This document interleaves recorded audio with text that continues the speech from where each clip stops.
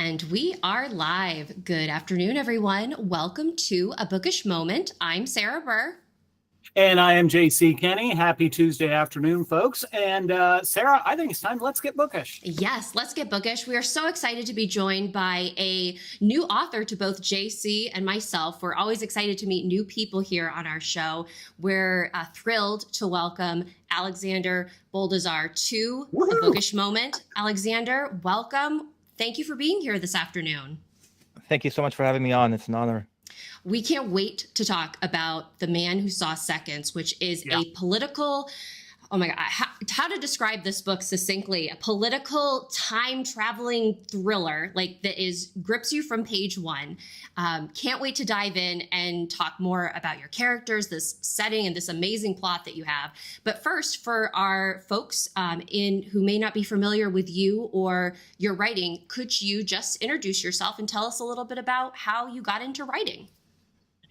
Alexander Boldizar. I was born in what was then Czechoslovakia. I immigrated as a child, spent 6 months in a refugee camp. Canada took us in, so immigrated to Canada. Then I moved to the States. I kind of lived all over the world. For a while, I was moving countries every couple of years. I'm also a recovering attorney. I started off as an attorney, but very quickly figured out that wasn't for me. So tried to make a transition to writing, which was slower and longer than I expected, but it happened. And I've been writing for a long time, just lots of different media. I was a journalist for a while, worked for the Globe and Mail, Toronto Globe and Mail. I became an art critic for a period, but my passion was always fiction. It was just, I had to do the other writing in order to, pay the bills, because fiction, it's hard to make a living off the bat with fiction. And especially because my previous book was literary fiction, so that made it even tougher. My kind of guilty pleasure was always science fiction. As a teenager, I read everything in science fiction that I could. I just really enjoyed it. I loved the interplay of ideas. And so with The Man Who Saw Seconds, I kind of decided, I forget the literary fiction. I'm just going to go with what I enjoy. And I guess the literary background kind of comes in because I do like a story to have underlying elements underneath the story. But first and foremost, I just want to tell a good science fiction story or a thriller. There's a lot of debate whether this is a thriller or science fiction. I kind of don't worry about the genre. I just tell a story that I think will be interesting to the reader. And so that's where I am. That's amazing. Nope. And I mean, you've certainly told a story that is interesting to the reader. This is it's, oh my gosh, just like throwing us into this really just such an imaginative world, in the fact that we're grounded in reality, but we have our main character, Preble, who has this very cool power. And maybe to kind of tease that out for our audience members, could you tell us, Alex, a little bit about Preble and what you mean by The Man Who Saw Seconds? Yeah, well, Preble Jefferson can see 5 seconds into the future. There are a few, the more emotional he gets, that window can shrink a little bit. But generally, he can see fairly consistently 5 seconds ahead. And there are a lot. I was a big fan of Philip K. Dick. And I mean, he was kind of the first writer to really make precognition a major theme. People sometimes talk about the movie Next, but that was based on The Golden Man, which is Philip K. Dick. So most precognition ideas kind of come from him in terms of writing. But I found that a lot of science fiction stories that have a precognition element have a much wider window.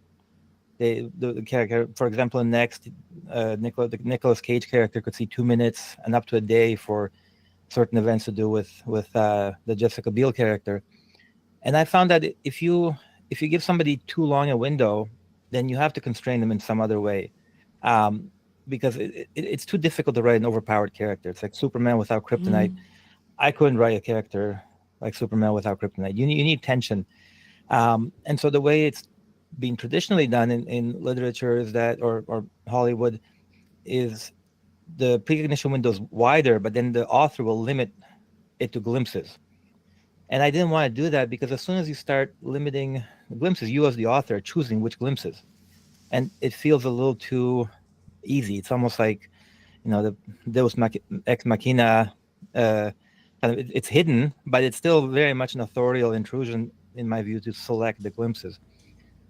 And a lot of what the underlying themes in the book, this gets to the underlying themes, but I wanted to give Preble just a very slim superpower, just enough to enable this clash of ideas that I wanted to create.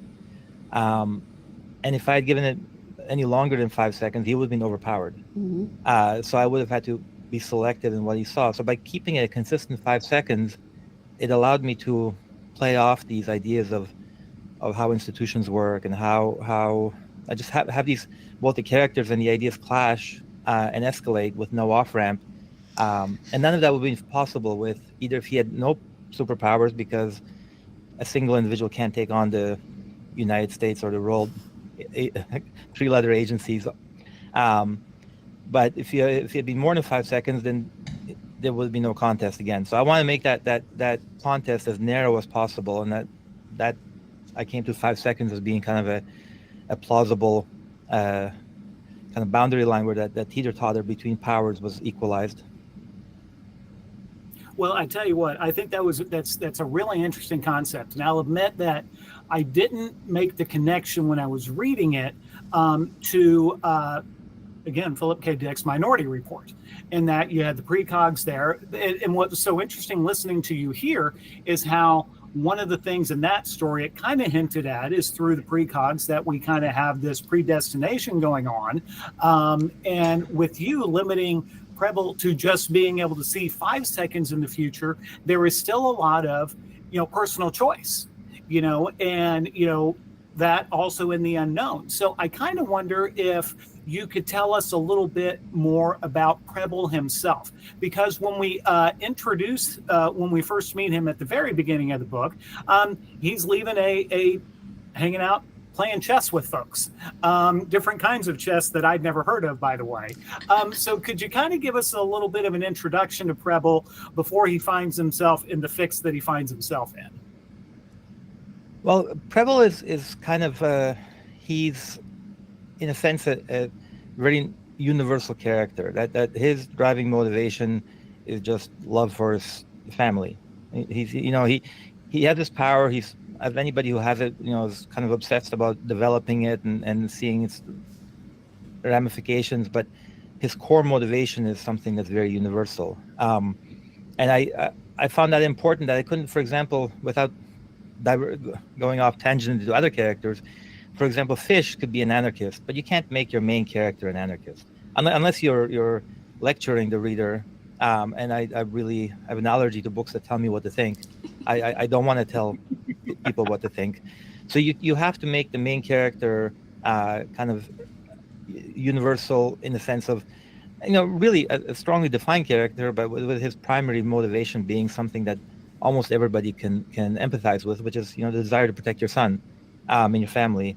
And so for me, that was important to have Preble be somebody that people could identify with, especially at the beginning. And then because again, I like complexity in ideas, and as he has to go more and more extreme in order to further what is a very understandable human motivation, he starts going so far that it's been really interesting seeing how far different readers will track with him. Because as everything escalates, his behavior has to become more and more extreme, and different readers will track to different length of time. And I found that fascinating to see. A lot of people stay with him the whole time. Some people lose him, and the people lose him at different times. And I want to be very careful not to telegraph my own opinion. Just leave that up to the reader. I'm a big fan of openness in all art, really, not just writing. and leaving a room for the viewer or the reader to enter that with their own values and their own judgments. And so I try to make Preble a character that would be amenable to that kind of difference in people kind of reading him differently, but still a concrete, real, three-dimensional character.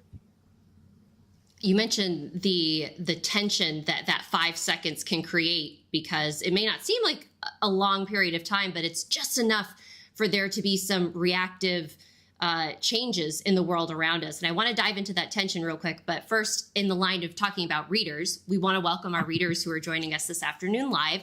We've got Farmhouse Reader, DHB, Sir Reads a Lot, Regina, all chiming in with hellos and good afternoons. DHB says 5 seconds, that would make him almost indestructible. DHB, you got to read to see how that takes, like, how 5 seconds sometimes isn't enough to make someone like get on that path. Like the different paths that are at play here were just amazing. And then we have David Buzan saying, DHB, it's the best book I've read this year so far. Absolutely extraordinary. So Alex, you've got a fan in David. Thank you, David. With the so kind of in line with how DHB is talking about, how 5 seconds can make Preble indestructible. I want to kind of narrow in on the opening scenes that you chose to show us, Alex, just like set the scene of, how Preble's power works, but also setting up for this journey that he has to undergo because of the simple choice that he made to smile at a police officer.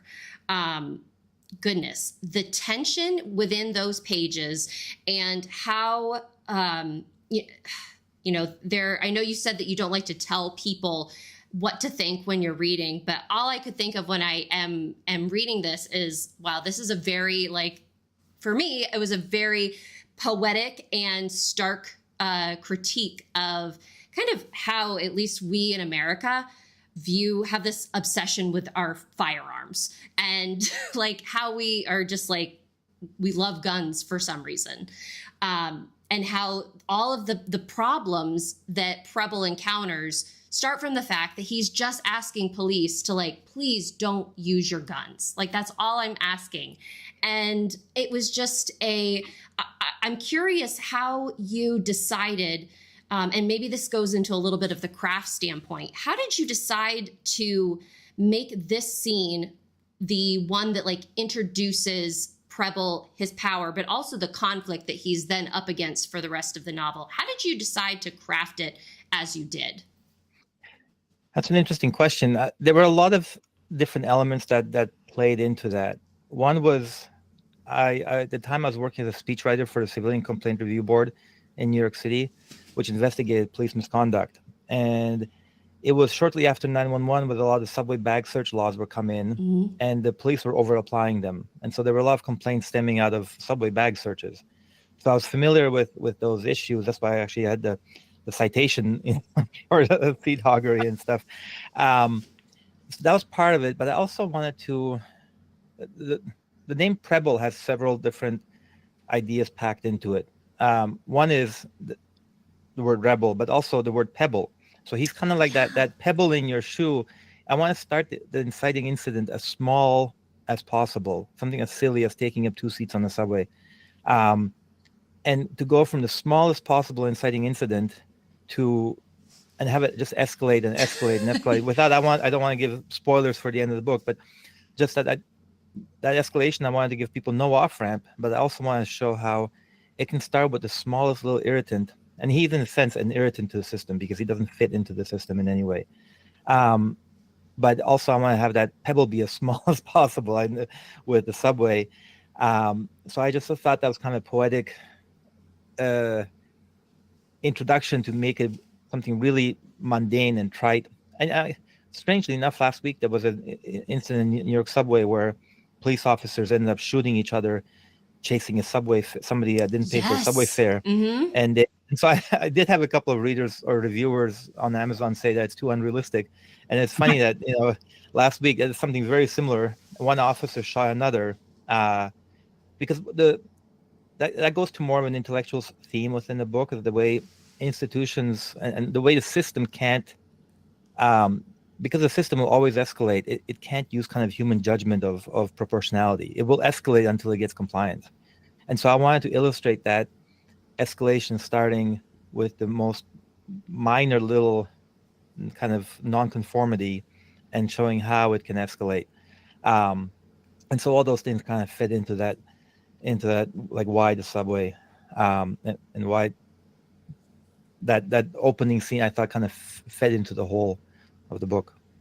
I just think of all the times that I've been on the subway and I've put my purse on the seat next to me, and I'm just like, oh my gosh, I gotta be careful. But so that escalation is that's such a great word to describe how, you know, we start with these two police officers that Preble has this confrontation with, and then by the end of the evening of this, or I guess it's early morning, it's like we've got 19 officers that have been either shot or harmed because they have shot themselves, because Preble is able to like maneuver time so that he can not only escape unharmed from him, but he's also trying to make sure that nobody is getting hurt in a way that is life-threatening.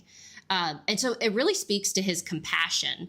And I think that someone in his position who has this ability, one thing that I was so amazed by is just how kind of humble he was as a character. Like, he didn't think that he was this godly man that has this ability to change time. But he was really, really rooted in and you mentioned this, his family, which we have his son, Casper, who has, I think, the best line of the entire book that made me laugh out loud, which was really funny after this, like, kind of really intense, like, oh my gosh, like the world is falling apart type scene. And then you have this little boy who's like, I'm writing poetry. Oh, what does it say? I don't know. I can't read. And it was just like, it was such a touching, beautiful moment that kind of centered the reader on, like, this is a man's life that is at stake, and we can see why Preble wants to protect it and protect the people in his life, because he's got some really fun and really cool people. He's got his wife Jane, who I loved her. I mean, I liked her kind of. Her character was interesting in the way that, you know, she was very much. She knows about Preble's abilities, and yet she's like, you can see the future. Like, why did you still allow this to happen?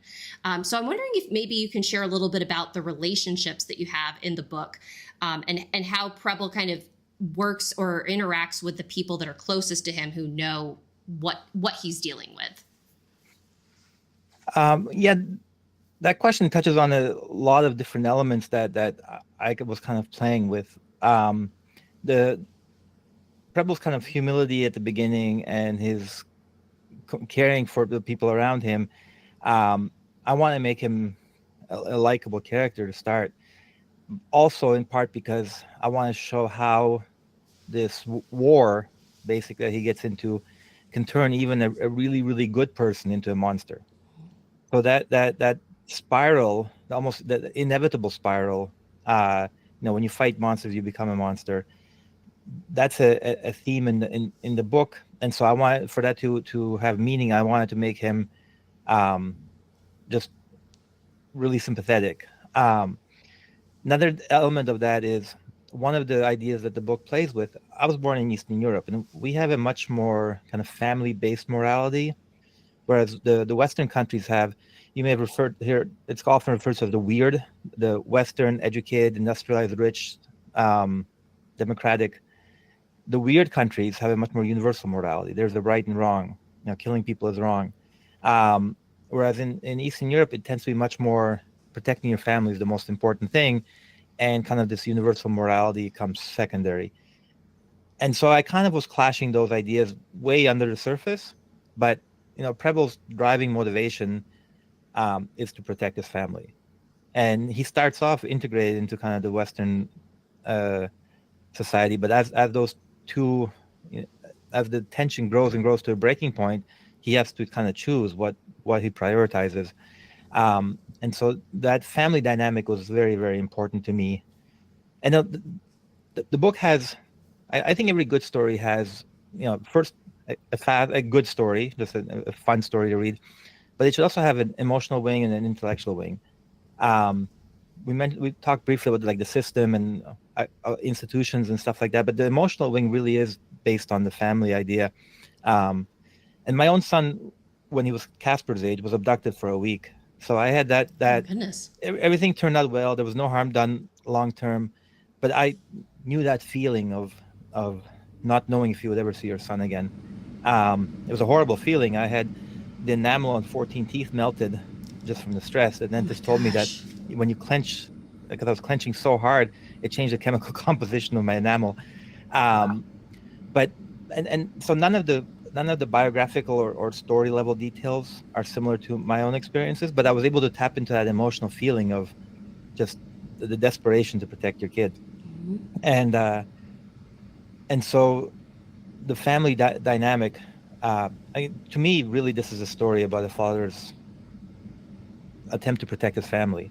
And it had a dual element because, with my son, as I said, everything turned out well. But then as I was revising the book, my wife died of cancer. And so there's this idea that, sometimes you can succeed in protecting your family and sometimes you can't.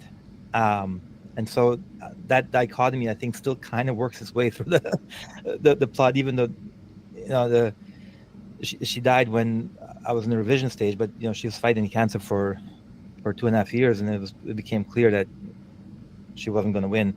And so those emotional strands kind of work their way into the book, even though none of them are like, there's no autobiographical decoding of the actual story elements. The emotional elements are rooted in something very real.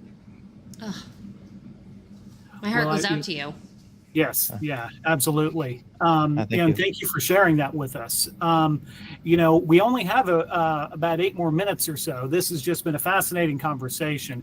And I have so many questions that I would really, that I want to ask you, about the science behind the 5 seconds thing and all that kind of stuff. But instead, I'm going to ask you about fish, because talking about family and Preble wanting to protect his son and his family, fish is kind of part of that found family vibe almost. And so can you tell us a little about him, as well as you promised us a little help in an aid to help us learn how to pronounce Fish's last name? Well, I can't pronounce Fish's actual last name, but I do have an amazing audio narrator that somehow pulled it off. So I'm just going to let him do it. It's from the audiobook. Robert Lashmesh Bet Shidet Beknek. That's helpful. That in one word is why I didn't narrate my own audiobook. Yeah. Fish was fun for me because Fish, we just talked about the emotional wing of the story. On the intellectual side, I think Fish is kind of my intellectual 20s, where I was, as I was working as a lawyer, the profession pushed me into a bit of an anarchist mindset, and I had a blog for a while called The Anarchist Lawyer. And I'm not an anarchist, but there's an element of it that kind of stuck with Fish and with me, was the idea that institutions end up working against the purpose for which they're created. So the standard, it comes from an Austrian philosopher, Ivan Illich, who talked about, how ministries of defense start wars, how schools often make children more stupid, hospitals end up killing a lot of their patients. Even something like a car will create the remoteness that it's created to overcome. And so I was playing with this idea of how institutions end up becoming counterproductive, both on the level of, all the 3 other agencies going after Preble, but even to some extent Preble himself. As the plot goes on, he almost becomes like an institution himself. And I want to investigate, like, can even a father's love become counterproductive in a way? Something as good, inherently good as a father's love, can even that become counterproductive if it's taken too much to an extreme? And Fish is that intellectual side. And again, I couldn't give that to the main character because that would be,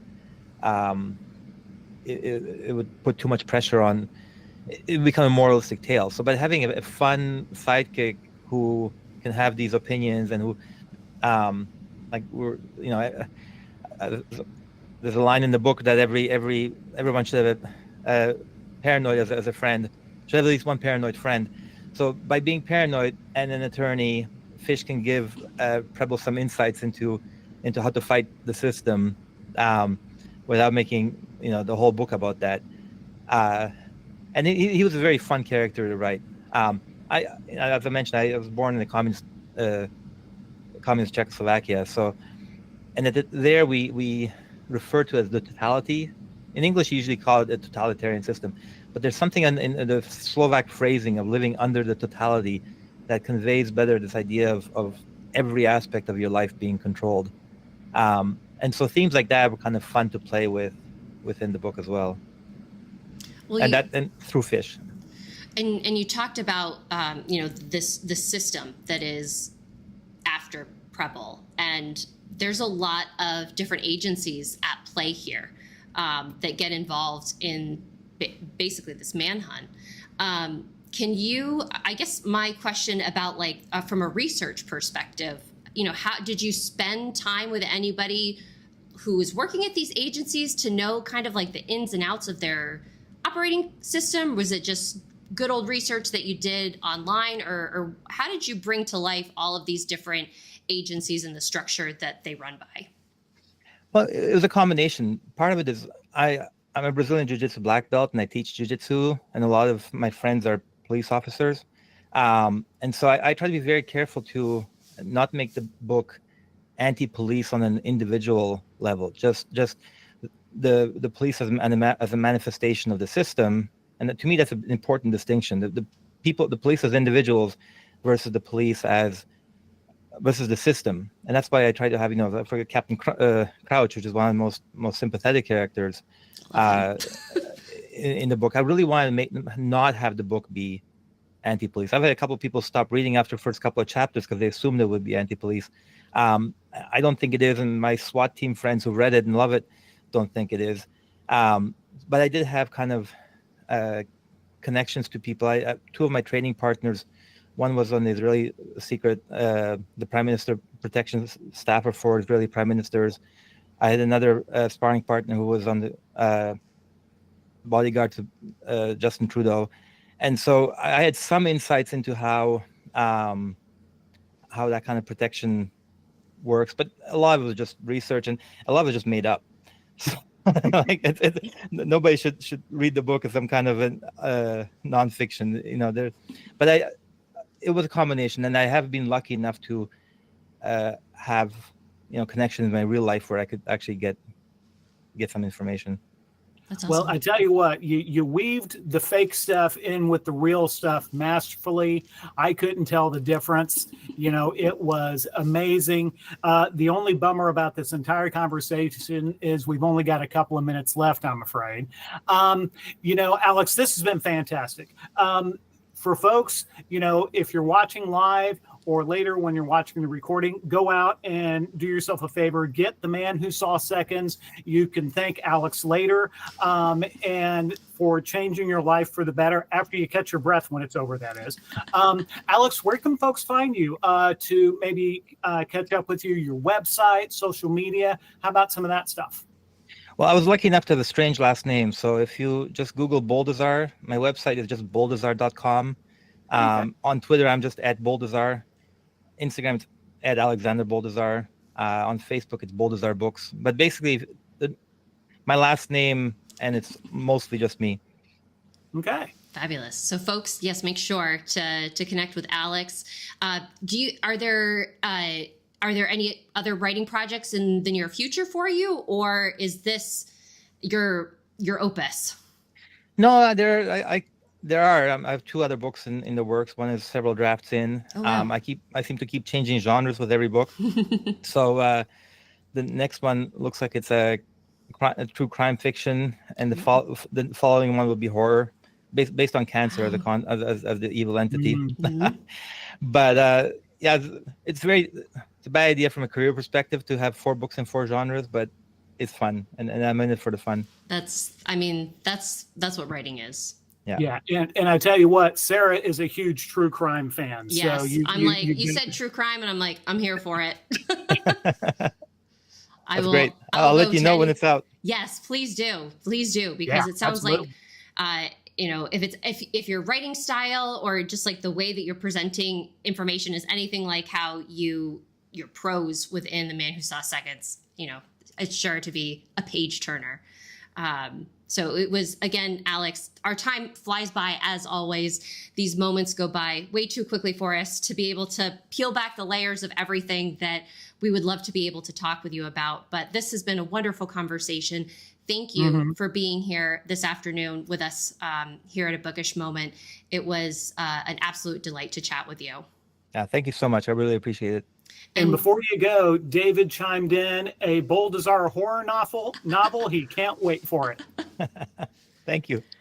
And to our readers who joined us live, we appreciate you being here this afternoon. And for folks watching after the fact, if you have any questions or comments, feel free to put them on the video. We will be back with an episode of the Bookish Hour this Thursday at 8 p.m. Eastern Time.